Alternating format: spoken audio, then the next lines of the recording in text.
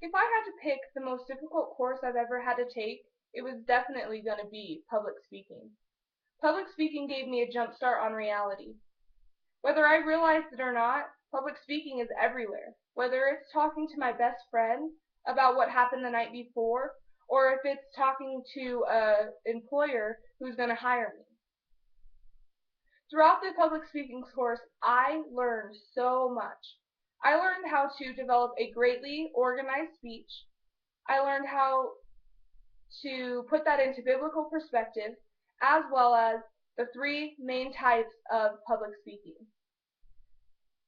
When it came to organizing a speech, I had no clue where to start. But it didn't take very long to know that there's many different ways to organize a speech. You can do it through a web or a list, or the thing that I found most helpful, an outline. The outline is developed with three main points: the introduction, the body, and the conclusion. Your introduction is going to have an attention catcher. The attention catcher is going to be something that you use to gather your audience's attention and keep them wanting to know more. Next, you're going to use a listener relevance link. That is going to tie what the audience will use with this speech. Third, you're going to use a thesis statement. You're going to tell your audience what you're going to talk about. And lastly, you can use a review. The review is going to tell the audience the three main points that you're going to use within this topic. Next, after the introduction, you're going to use the body. The body is going to have three main parts if you have three main topics, or you can do more. However, I feel that three is a good number. So with that, you're going to just describe the main points that you're trying to come across. And then lastly, you're going to wrap all your body in your introduction into your conclusion. Your conclusion is going to restate the thesis. You're going to have a main point summary summarizing everything that you just talked about. And then you're going to end with a clincher, such as in my abortion speech, I said, when does a fetus become a baby? Is it 10 weeks, 20 weeks, or 40 weeks? That was my attention catcher.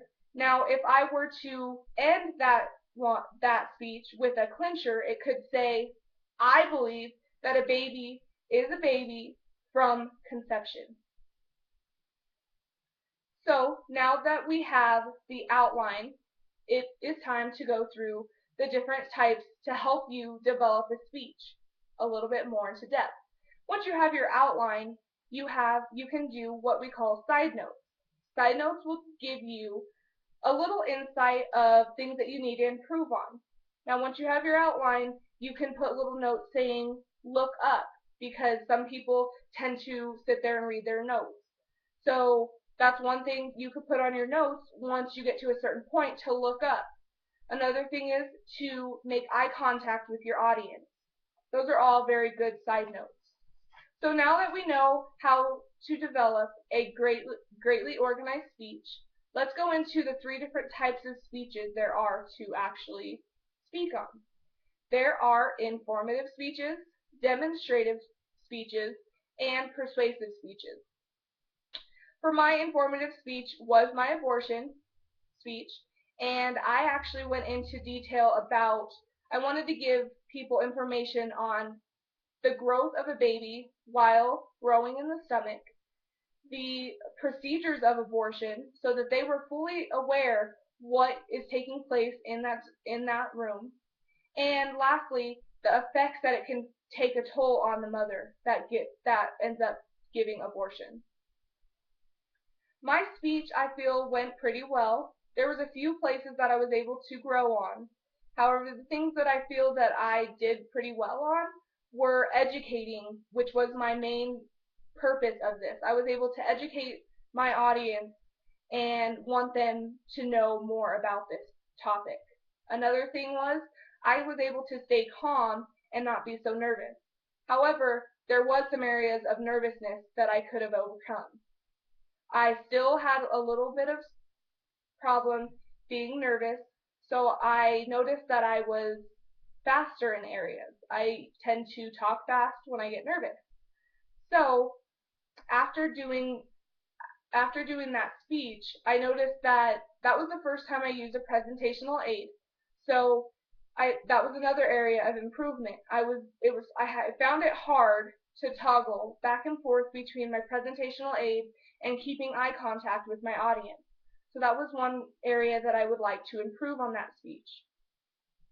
When it came to my demonstrative speech, I did a demonstration on how to make a duct tape wallet. My duct tape wallet speech was, once again, it improved from my last speech, my informative speech. However, because I was a little bit more confident, it also made me a little bit more cocky, so I didn't practice as much. So that's where I need to improve more, is to realize that no matter how easy the subject is or how much you know about the subject, it is definitely good to practice. I noticed that whenever I was demonstrating things to people, I looked down at the duct tape wallet rather than making eye contact. Another thing, I didn't show them exactly what I was doing, and I think those were some areas that I needed to improve. Lastly, I did my persuasive speech. My persuasive speech was on medical marijuana. Medical marijuana is something that I feel is beneficial, and so I think there was a few areas that I improved from my demonstrative speech. My demonstrative speech kept my audience in touch and wanting more. That was a good thing. That's a good thing to have. Another thing was I was able to cite my sources. Citing my sources was one of the major things that I struggled with because I had a hard time remembering what I needed to do as far or how to say my sources out loud rather than typing them up. Lastly, I was more prepared. I made sure that I practiced a lot more, so it made me more prepared to give my speech. Now that I am able to improve, one thing that I noticed that I still continue to do is I use hand gestures and I happen to sway back and forth. So that is one thing that I still need improvement on. With all the different types of speeches and techniques on how to improve my speech, the information was very handy when it came to a biblical perspective.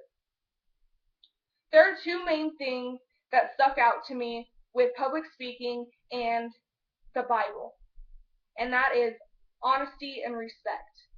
Those are the two things that are really relevant to the Bible. God said in John 17, chapter 17, verse 17, "Sanctify them through thy truth.